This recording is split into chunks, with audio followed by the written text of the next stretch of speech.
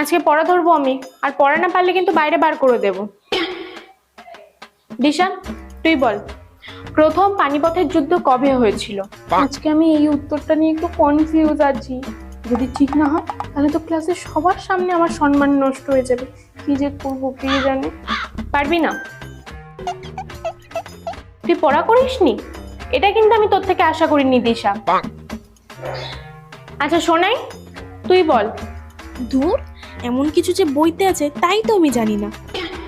এই সবাই কি যেন বলছে, 1526 মনে হয় এটাই উত্তর হবে। বলে দিই, হবে হবে না হবে না হবে। ম্যাম, এটার উত্তর হবে 1526 খ্রিস্টাব্দ। ঠিক আছে, বস। আমি যেটা জানতাম সেটাই তো উত্তর। ইস, কেন যে বললাম না, ওই মেয়েটা পেরে গেল।